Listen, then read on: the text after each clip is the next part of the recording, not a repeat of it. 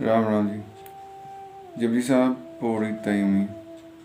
इसमें गुरु नानक जी कहते हैं, साला ही साला इति सुरत ना पाया, नदियाँ ते वह पवई समुद्र ना जानी ही। इसका एक अर्थ तो विद्वान ये लगाते हैं कि साला ही साला है परमात्मा, तुझे सलाहने वाले, तेरी सिफतो सलाह करने वाले तेरी सिफतो सलाह कर करके हार गए, लेकिन तेरा अंत नहीं पाया जा सका। कैसे?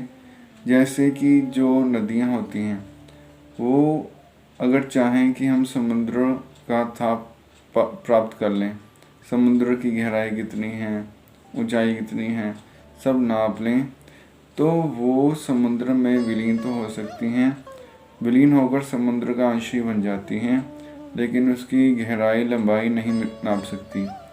ऐसे ही जो संत जन होते हैं, वो जब परमात्मा की भक्ति करते करते परमात्मा में लीन हो जाते हैं, तो परमात्मा रूप ही हो जाते हैं।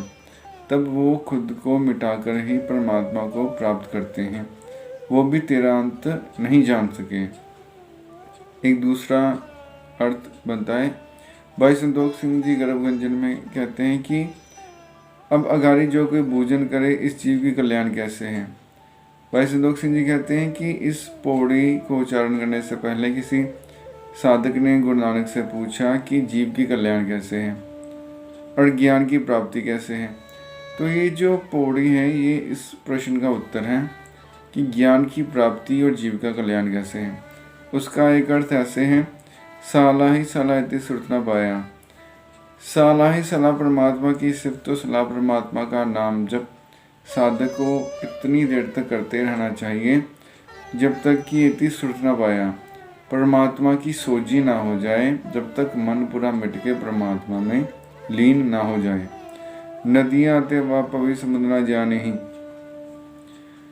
जो नदियाँ होती हैं, वो समुद्र में जब तक विलीन नहीं होती, तब तक उनकी यात्रा पूर्ण नहीं होती, तब तक वे यात्रा करती ही रहती हैं, क्योंकि उनकी उत्पत्ति समुद्र में से हुई थी।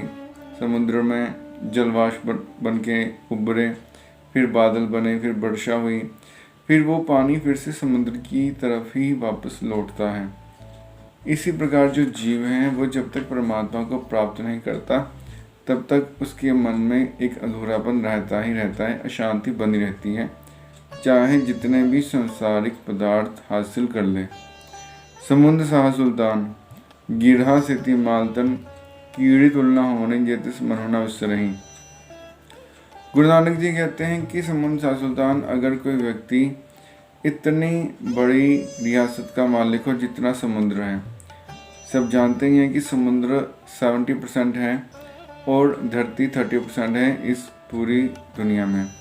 तो अगर इतना बड़ा भी कोई सुल्तान हो, गिरहा सिति मालधन, और उसके पास धन दौलत पर्वतों जितनी हो, कीड़ी तुलना होने जेतिस मनोना वश्य रही। गुरु नानक जी कहते हैं, इतना संपन्न व्यक्ति भी अगर कोई हो, वैसे तो होना ही बहुत मुश्किल है, लेकिन मान लीजिए जितनी धरती है उसका कोई एक राजा भी हो और उसके पास सारे भोग संपदा हो और भोगने की शक्ति भी हो, यौवनावस्था हो, तो अभी कीड़ी तुलना होने जेतिस मनोना वश्य रही। अगर उसकी तुलना एक चींटी से की जाए, पर चींटी निरंतर परमात्मा के ध्यान में लीन हो, तो जो शांति उस चींटी के मन में होगी, उस शांति का लवलेश भी उस राजा के मन में नहीं हो सकता। सारे पदार्थ भोग करने के बाद भी उसका मन अशांत ही रहेगा, और जो चींटी परमात्मा के ध्यान में लीन है, वो शांत ही रहेगी। इसलिए हमें परमात्मा का निरंतर भजन करते रहना चाहिए, उस परम शांति की खोज करनी चाहिए, जिसको हासिल करने के बाद बाकी कुछ हासिल करने की ज़रूरत नहीं पड़ती। धन्यवाद।